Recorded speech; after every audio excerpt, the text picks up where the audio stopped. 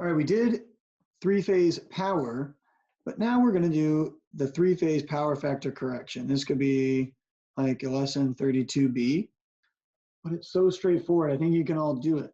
If we had a load over here with some power factor equal to some number, right, that isn't 1, then we want to bring the power factor equal to 1, which is like saying P equals S, which is like saying that the sum of all the Q's inside of this equals 0.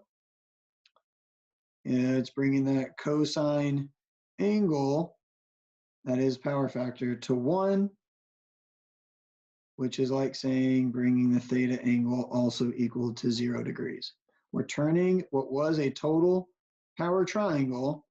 The goal is to bring it to where it's just a line. The Q equals 0, right? And so this is just S and P that are equal to each other.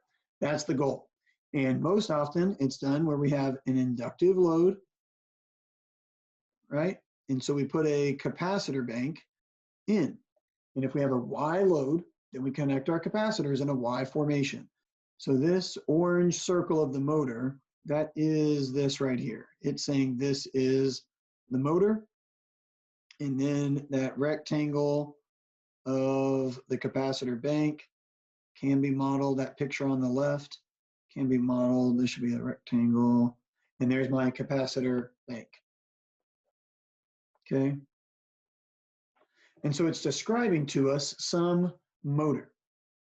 So these 4 steps are basically the same as before because we just have to take it to a single phase equivalent.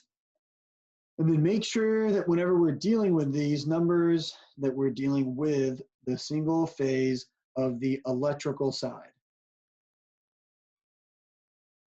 Electric side of the motor. And the reason I say that is because if I had a P out of a motor is mechanical. Right? So if I'm given some output power and horsepower, that's in mechanical. Remember, horsepower is mechanical, not electrical. So if I just remember that and I consider what my motor's doing, then it's the same as before. We're going to insert the component. It's going to cancel out the Q. Then we want the reactance of that component, usually using this. And then we find the component value, usually going to be this. Right? This is all the same as before. We have the P and the Q of the load, and the Q of the load has to be canceled out with some new Q that's going to correct it.